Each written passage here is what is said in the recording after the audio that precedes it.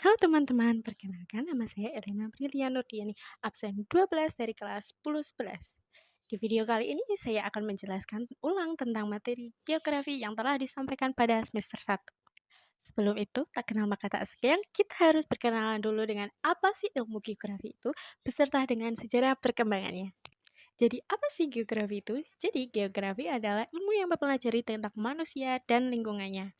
Nah, di dalam geografi sendiri, kita akan belajar mengenal tentang objek ilmu geografi, aspek ilmu geografi, pendekatan ilmu geografi, konsep geografi, dan prinsip geografi. Dalam sejarah perkembangan ilmu geografi sendiri, itu dibagi menjadi 5 timeline, mulai dari geografi klasik, geografi abad pertengahan, geografi modern, geografi akhir abad 19, dan geografi muntakhir atau ilmu geografi yang kita pelajari pada era saat ini. Ilmu geografi pertama kali diperkenalkan dan dipelajari pada tahun 300 sebelum Masehi oleh tokoh yang bernama Aristoteles. Nah, selanjutnya kita akan belajar mengenai tentang objek ilmu geografi. Di dalam objek ilmu geografi dibagi menjadi dua, yaitu objek material atau hal yang bisa dilihat dan diamati seperti antronosfer gas atau udara, litosfer batu, pedosfer tanah, biosfer flora fauna, hidrosfer air, antroposfer manusia. Yang kedua ada objek formal, yakni cara pendekatan untuk mempelajari suatu objek material.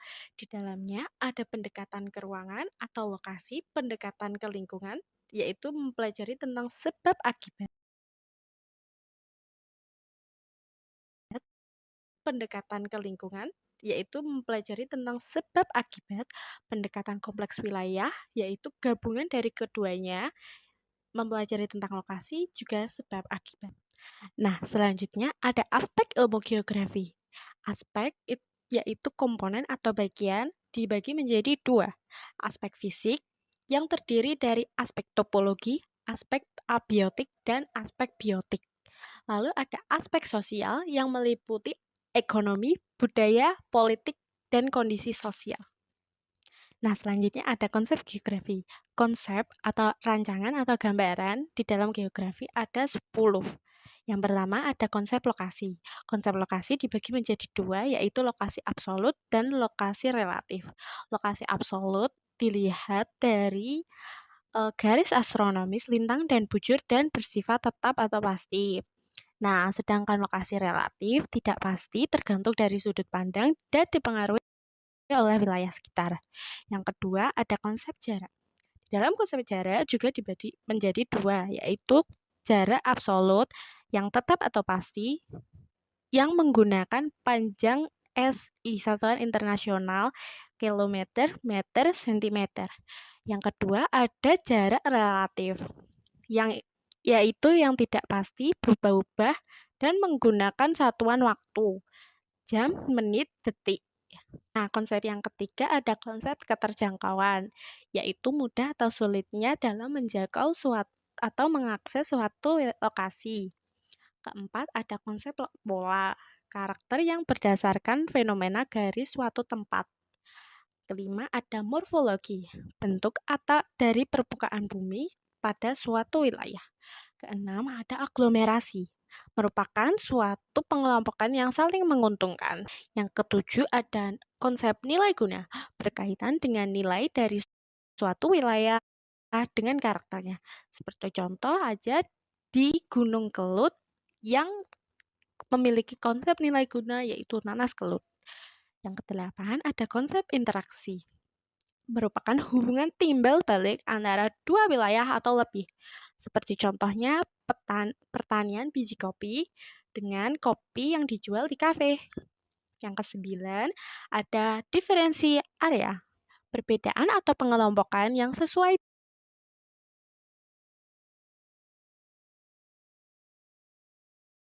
dengan karakter wilayah. Yang ke-10 dan yang terakhir, konsep keterkaitan ruang. Kaitan atau hubungan suatu wilayah dengan wilayah lain. Lalu ada prinsip geografi. Prinsip yaitu asas atau dasar di dalam geografi dibagi menjadi 4, yaitu prinsip penyebaran, prinsip interrelasi, dan prinsip deskripsi, dan prinsip kronologi. Yang pertama ada prinsip penyebaran atau bagaimana suatu peristiwa tidak tersebar secara merata. Nah, hal ini untuk mengetahui hubungan suatu hal dengan fenomena yang menyebabkan tidak meratanya suatu hal. Atau di dalam prinsip penyebaran ini menjelaskan tentang hubungan dan sebabnya. Yang kedua ada prinsip interrelasi, yaitu bagaimana kaitan antara fenomena. Yang ketiga ada prinsip deskripsi, memberikan penjelasan atau gambaran mengenai fenomena. Yang keempat dan yang terakhir ada prinsip korologi, menjelaskan suatu fenomena dengan persebaran keterkaitan atau keseluruhan aspek dari. Nah, selanjutnya kita akan membahas lebih jauh tentang ilmu geografi ini, yaitu peta. Nah, pengertian dari peta sendiri adalah representasi atau gambaran bumi yang menunjukkan letak tanah, laut, sungai, gunung, dan sebagainya yang dibuat menggunakan metode plus skala. Selanjutnya ada jenis-jenis peta. Jenis-jenis peta dibedakan menjadi tiga, yaitu berdasarkan keakuratannya, isinya, dan bentuknya.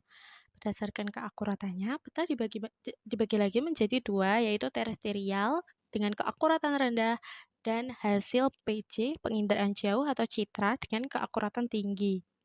Berdasarkan isinya, peta dibagi menjadi dua, yaitu peta umum dan peta tematik. Berdasarkan bentuknya juga dibagi menjadi dua, yaitu ada 2 dimensi dan 3 dimensi. Selanjutnya ada skala peta. Skala di dalam peta biasanya yang umum digunakan yaitu ada 3 skala, skala angka, garis, dan verbal. Selanjutnya ada klasifikasi peta. Nah, di dalam klasifikasi peta itu dibagi menjadi 5, yaitu peta kadaster, peta skala besar, peta skala sedang, peta skala kecil, dan peta geografis. Lalu ada komponen-komponen penting di Ini dalam dia peta titik tengah Pulau yang Jawa. berjumlah 9. Secara astronomis,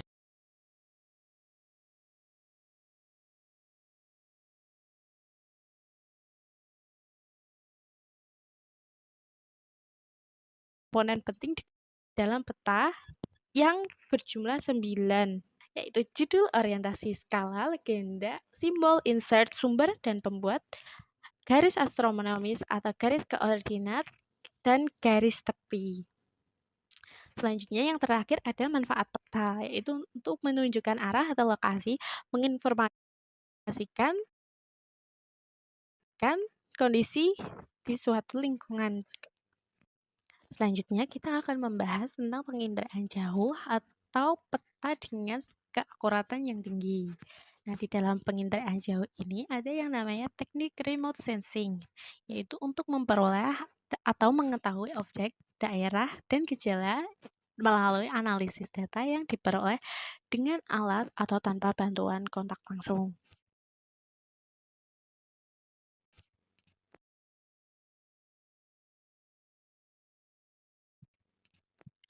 Nah, contoh alat yang digunakan itu bisa pesawat atau satelit.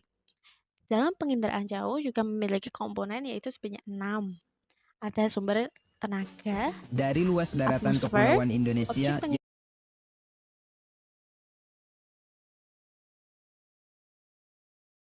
tenaga, atmosfer, objek penginderaan jauh, sensor, detektor, dan wahana. Nah, hasil gambaran atau perekaman suatu objek pada penginderaan jauh ini disebut citra. Nah, di dalam citra sendiri ada 8 unsur. Itu rona atau warna, ukuran, bentuk, pola, tekstur, bayangan, situs, dan asosiasi. Nah, jenis-jenis citra ini dibagi menjadi 3. Nah, yaitu ada rona atau warna, citra panokromik, dan citra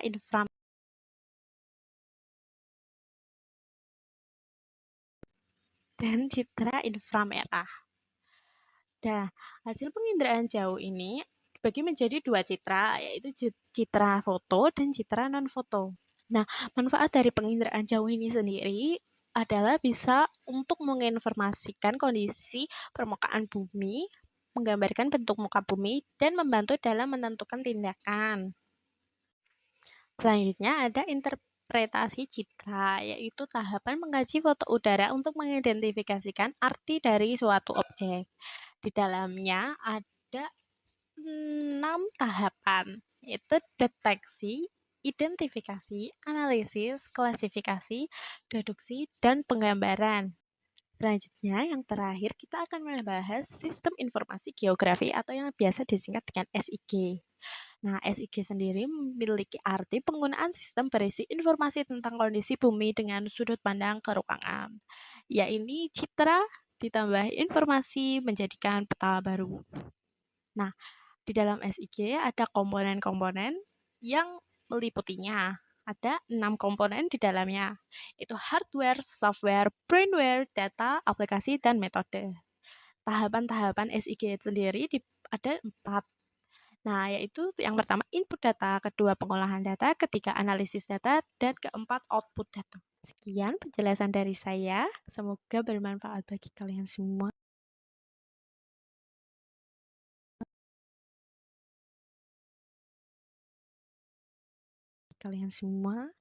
Bye bye.